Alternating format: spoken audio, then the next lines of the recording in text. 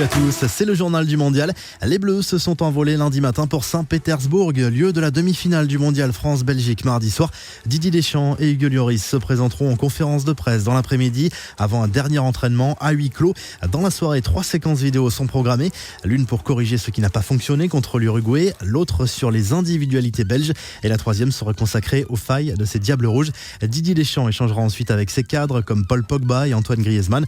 Les tricolores s'apprêtent à affronter une équipe en pleine confiance qui vient d'éliminer le Brésil en quart et reste surtout sur une série de 24 matchs sans défaite.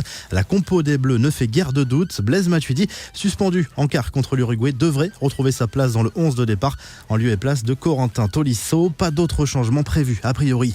On prend des nouvelles de la Belgique également. Là aussi on connaît la compo probable des Diables Rouges face aux Bleus. Fellaini et Chadli devraient être titulaires. On rappelle que le Parisien Thomas Meunier est suspendu. Le redoutable trio Hazard, De Bruyne, Lukaku devra être surveillé comme le lait sur le feu. On connaît aussi l'arbitre de la rencontre, une vieille connaissance pour les Bleus puisqu'il s'agit de l'Uruguayen qui avait officié lors du match France-Australie.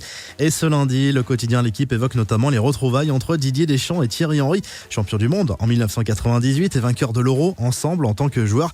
Aujourd'hui, l'ancien gunner est dans le staff des Diables Rouges en tant qu'adjoint de Roberto Martinez, chargé des attaquants. Olivier Giroud a parlé de ses retrouvailles en conférence de presse. L'attaquant des Bleus a d'abord assuré qu'il n'en voulait plus à Henry malgré les nombreuses critiques adressées par le consultant sur ses performances en bleu comme en première ligue.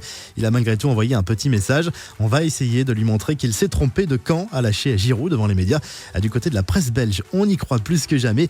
La Belgique rêve avec ses diables, titre par exemple le quotidien Le Soir ce lundi. On rappelle que l'autre demi-finale opposera l'Angleterre à la Croatie mercredi soir. Tite va-t-il poursuivre son aventure sur le banc de la Seleção? Le sélectionneur du Brésil se donne quelques jours de réflexion, mais il aurait reçu une offre de la fédération brésilienne pour prolonger son contrat jusqu'à la Coupe du Monde 2022. Et puis Fernando Hierro n'est plus le sélectionneur de l'Espagne. Il avait été propulsé à ce poste à quelques jours du début de la Coupe du Monde et c'est Luis Enrique qui devrait lui succéder. Enfin, il y aura du beau monde mardi soir dans les tribunes pour voir France-Belgique. Le président français Emmanuel Macron sera là comme il l'avait promis aux joueurs. La FFF va affréter un avion pour les proches également. Pamela Anderson, la compagne d'Adil Rami, devrait être de la partie et ce sera une surprise pour le défenseur des Bleus. Après le 8e et le quart de finale, on vous fait encore gagner un maillot pour cette demi-finale face à la Belgique. Pour tenter votre chance, téléchargez notre application iPhone ou Android et faites votre pronostic.